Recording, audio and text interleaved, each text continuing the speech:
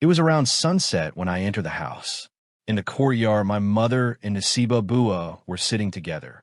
The moment they saw me walking towards the house, Nasiba Bua put her finger in her mouth and looked at my mother, saying, "Your daughter is growing up well, now 15 years old.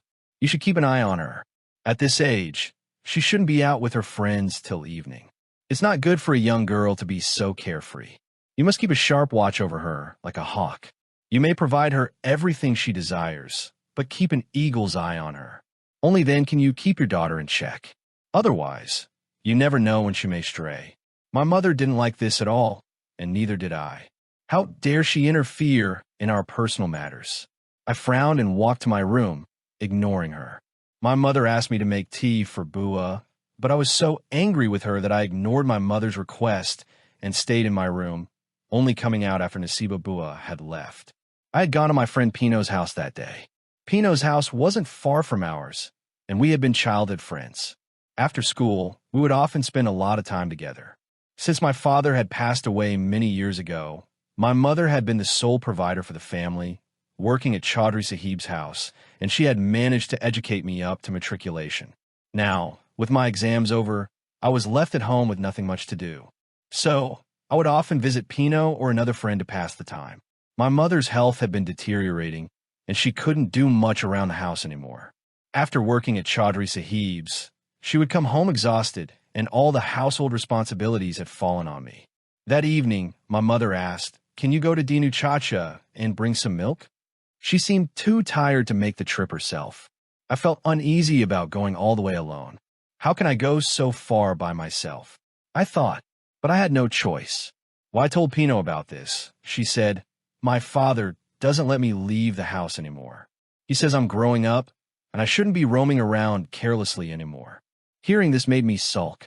I didn't want to go either, but I had to. I reluctantly went to Dinu Chacha's barn. When I arrived, Dinu Chacha was alone, and when he saw me, he smiled and looked at me with a strange kind of fondness. "I haven't seen you in so long," he said, still smiling. "I remember when you were just a little girl, and I used to visit your house. You used to come here with your mother. You've grown up so beautifully." His gaze made me feel uncomfortable. Something about his words didn't sit right with me, but I just smiled awkwardly and didn't respond. He went on, "You've always been so lovely, and I've watched you grow up. Since the day after this, I've been seeing you, and you've really grown up," Dinu Chacha said. I smiled at his words. I remembered that he had been a very close friend of my father. As I carried the milk back home, I couldn't help but think that my mother was right. The people in our village were all familiar faces, and there was no need to fear anything. The next day, when I went back to get milk, I was surprised to see that Dinu Chacha's son was there instead of him. When he saw me, there was a strange glint in his eyes. As he poured the milk into the container, his hand brushed against mine lightly. A strange sensation passed through me. No boy had ever tried to touch me like that before, nor had anyone ever spoken to me this way. It was new to me, but somehow it felt good. Suddenly, I found myself feeling interested in him. From then on, whenever I visited, he started making small talk with me.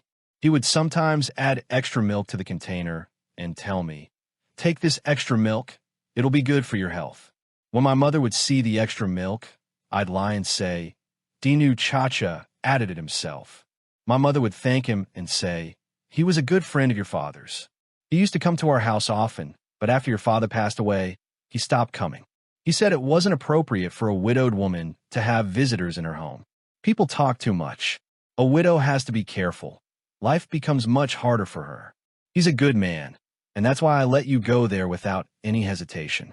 I couldn't help but think about his son as my mother spoke. He was very handsome, and every time I thought about him, my heart would race. At my age, it was natural to be interested in these kinds of things.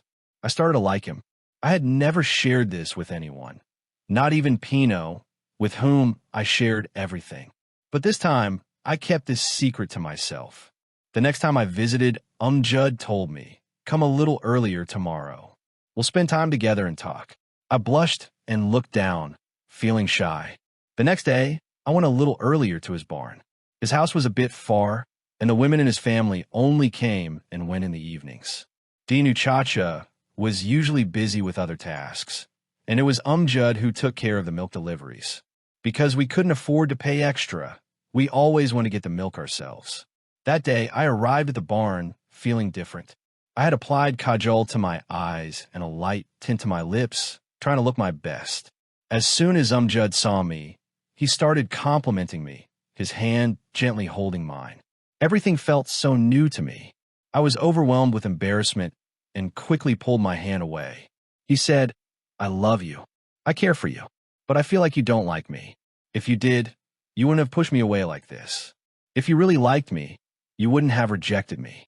I sat down silently, trying to prove my feelings, but when his actions became too bold, when his advances crossed the line, I felt scared and began to cry. Seeing me in tears, he seemed confused, but perhaps also frustrated deep inside. He softened his tone and said, "Why are you so upset? I love you, and none of this is wrong. Love involves all of this. People do even more for love. I haven't even done anything yet. What's there to cry about?" Despite his words, my tears continued to flow. Eventually, he released my hand and said, "Okay, go back home." Afterward, Umjud's anger started to bother me. I grew anxious, wondering how I could make things right with him. He stopped talking to me. When I visited, he would silently pour milk into my container, then turn away. This was his clear way of showing his displeasure. Finally, I decided to confront him. I said, "If you want to continue this, you'll need to marry me first. I can't do this before marriage." He looked at me thoughtfully, then replied, "You're still too young, and I'm not yet ready either. I'm afraid if I talk to your parents, they won't accept me. But I can't live without you. I want to marry you. You'll have to wait a little while, but in the meantime we can spend time together." I firmly told him, "You can't touch me before we're married." He glared at me for a moment, then sighed and said, "Okay, it's your choice." The next day he asked me to come earlier. "I want to talk to you about our future, some things I want you to understand," he said. I blushed, lowering my head. I could tell he loved me by the way he spoke to me with such warmth. When I arrived the next day, I dressed casually as usual, and he immediately began complimenting me again. This time he brought me a glass of milk. I didn't really like milk, so I told him. He insisted, "This is goat's milk. It's really good for you. I drink it too. It will help enhance your beauty. You'll see the difference." Reluctantly, I took the glass, and as soon as I drank it, a sudden drowsiness washed over me. I didn't know how long I slept, but when I woke up, I found Umjud standing right in front of me. He smiled when he saw that I had woken up. "You've been asleep for so long. I've been waiting to talk to you, but it looks like you were up all night. That's why you're sleeping like a lifeless person now," he said, making me feel embarrassed. I replied, "I don't know what happened." Suddenly, I felt so sleepy. When I got home, I couldn't stop thinking about why I had become so drowsy all of a sudden. After that, it happened 3 or 4 more times. Every time I held that glass, sleep would take over me. And when I woke up, Umjud would complain, "You come to spend time with me, but then you fall asleep. You don't talk to me." His sulking attitude made me anxious, and I would try to apologize and calm him down. After a lot of effort, he would relent and say, "Tomorrow, no matter what, you have to come early, but don't sleep here." His words made me laugh out loud. The same routine continued for several days, and slowly, I started to suspect what was in that milk that made me so sleepy. Whenever I drank it, I would fall into a deep sleep and lose all awareness. Umjud's affection for me seemed to fade, and he didn't seem as eager to spend time with me anymore. His enthusiasm had waned, and I was left confused. One day I started to notice a change in my health.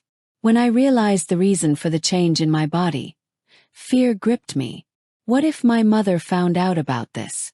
The most terrifying question was, what had caused this change? Then it hit me. Every time I went to meet Umjud in his room, he would give me goat's milk. I didn't know what was in it, but it always made me feel drugged. It was clear now that Umjud had something to do with this. But I couldn't tell my mother. I feared how she would react, and I couldn't even imagine what she would do. If Umjud found out I told her, He would likely try to distance himself from me, but he would never truly accept me. I had learned that much. But I needed answers. Was Amjad really the cause of all this? Today, after a long time, Amjad handed me the glass of milk again. I decided this time I wouldn't drink it. When he went out to fetch water, I quickly threw the milk away, pretending I had drunk it. I lay down on the bed and closed my eyes. When Amjad came back and saw me lying there, he chuckled. "I've used this girl as much as I could," he said with a cruel grin. "Today, I'll take advantage of her one last time. After that, I'll find a way to get rid of her. Let it not happen that a trouble arises for me and this girl clings to me." Then, when Amjad approached me with ill intentions, I suddenly opened my eyes. Seeing me wake up like this, Amjad got flustered and said, "You were sleeping, you were in a dream. What is all this? How did you wake up? You were in a very deep sleep, you hadn't drunk milk, you had said all that in a daze." Now I grabbed him by the collar and began to tell him, "Whatever you have done to me, I will never forgive you for it. You have wronged me a lot, you have played with my honor, you have taken advantage of my naivety and emotions. I was an orphan girl, you took advantage of my orphanhood and loneliness, you tarnished my honor, left me unworthy of showing my face to anyone. And you know that since all this, I am now going to be the mother of your child. And if someone finds out about this, what will happen? Mother will kill me, and you are a man, your family will curse you for a few days, but after that everything will be fine, and you will be immersed in your own world, in your life, but my mother and I will not be able to show our faces to anyone." Saying this, I burst into tears. Then I heard the sound of footsteps outside. Amjad panicked and immediately ran outside, but seeing this, he took a deep breath, realizing that no one was outside. Then he came back to me and said, "Leave here. Marrying a girl like you is out of the question. I don't even want to see your face. You yourself came into my lap crying, and all this happened with your consent. I did not forcefully do anything to you. All of this included our mutual consent. Now go to hell, and I don't know whether this child is mine or someone else's. I don't know how many people you have made a fool of." Regarding his accusations, my eyes were wide open in astonishment. Whatever had happened, Amjad had forced himself upon me. I had not consented to it at all. I was completely unaware. But now he was clearly accusing me, trying to evade the matter, and trying to pin the blame on me. This time I folded my hands in front of him and began to say to him, "Take me as yours, give me your name, otherwise I will become infamous. No one will be willing to accept me. My mother will die while I'm still alive. There's not even a shadow of my father over me who could hide me in his dense shade. People will make all sorts of accusations, and the honor of my mother's entire life will be trampled to dust." But he cursed me and left me there. And then when I came home crying and weeping, seeing the expressions on my face, my mother also became worried and said, "What's the matter? Why do you look so exhausted and defeated?" But what could I tell my mother? I have been looted. I have killed myself while still alive. Despite being deeply loved, I couldn't tell my mother about this. Day by day, I was drying up and becoming like a thorn. Now, I was always ill and felt weak. I didn't even feel like getting out of bed. Seeing my condition, my mother remained worried. She kept talking about taking me to the village healer, and just hearing this would make me panic. If my secret were to be exposed, thinking beyond that was impossible for me. I was seriously contemplating whether to save my life from this ordeal or end my own life, thus ending this disgrace associated with me. Now, I had clearly refused my mother that I would not go to fetch milk. My mother herself would go there, panting and shivering, and come back completely lying down on the bed. She would tell me, "Get well soon. At least take this one thing upon yourself." She knew that my elderly bones didn't have much strength, that I couldn't do so much, and I would listen to her words but only half hear them. After my father, my mother lived her entire life with honor. She never gave anyone the opportunity to question her character. And me? What had happened to me? How could I commit such a big mistake? Then, one day, Uncle Dino came to our house, took my mother, and went into a room. I don't know what conversation they had. No matter how long Uncle Dino stayed in the room, I kept running around the room, but I didn't hear anything. I couldn't have guessed what Uncle Dino had told my mother. After that, my mother began to stay worried, always looking lost in thought, and I didn't know what she was thinking. I suspected that Uncle Dino had found out something.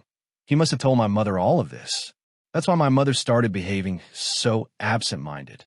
And again, one day, when the three uncles came to our house, after they left, my mother burst into tears. I mustered up all my courage and went to my mother. Her tears reached me, and I began to ask her for forgiveness.